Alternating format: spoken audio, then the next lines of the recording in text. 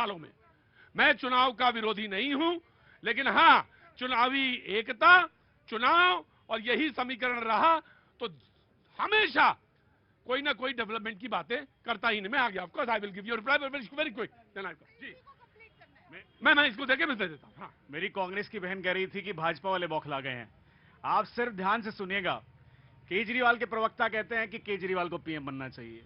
नीतीश जी के प्रवक्ता कहते हैं कि नीतीश जी को पीएम बनना चाहिए। लालू जी के बच्चे को लगता है कि उनके पिताजी को पीएम बनना चाहिए। अखिलेश जी भी पीएम बनना चाहते हैं। उसके बाद एनसीपी के शरद पवार जी भी पीएम बनना चाहते हैं। आजकल खड़गे साहब भी पीएम बनना चाहते हैं। और कई सालों से एक बच्चा लॉन्च हो रहा है, कांग्रेस वाले उसको भी पीएम बनाना चाहते हैं।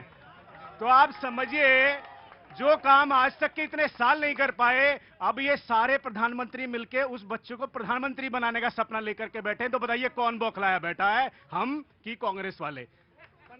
आप मुझे बताइए, इतने प्रधानमंत्री अगर ग्राम सभा के चुनाव में लग जाएं तो मैं कहता हूं पंचायत का एक सदस्य नहीं चुन सकते, जितने पार्टी लेकर के पीएम बनने के लिए बैठे हैं।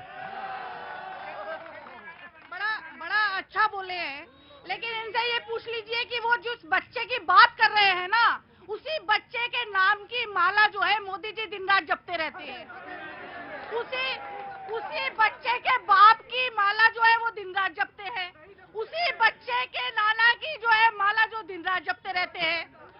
उसी बच्चे की वजह से जो है दिन रात जो है गलत फैसले ले रहे, नाक में दे रहे पार्लियामेंट में आने के। बिल्कुल झूठ। वो तो दिन रात मोदी मोदी और अडानी रानी चिल्लाते रहते, उनको कौन चिल्लाते रहते? वही राहुल गांधी। सिर्फ एक सेकेंड। हाँ। अरे ये उस राहुल गांधी की बात कर रहे हैं जिसके पास 70 साल की विरासत थी और एक साधारण सी महिला स्मृति ईरानी अमेठी गई और पटक के वायनाड देकर के मार। Upliftment of poor, no strategy to address the concern for the farmers as they claim, or the women or the children, and the most important,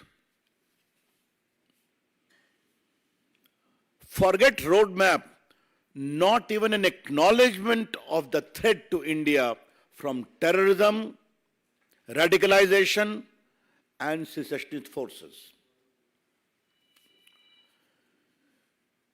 Bharat में डाइवर्सिटी है। ये लोग भारत में विकल्प की तलाश करने निकले हैं और इनकी पूरी कोशिश सिर्फ एक है, नरेंद्र मोदी जी को मन भर गाली पढ़ो। That's all. Their only recurrent theme is abuse Shri Narendra Modi ji as much as possible. तो आज के उनके प्रेस में और आज के उनके टिप्पणियों में विकल्प की तलाश नहीं थी, कौन नरेंद्र मोदी जी को कितना शापित कर सकता है इसकी प्रतिस्पर्धा थी। There was only competition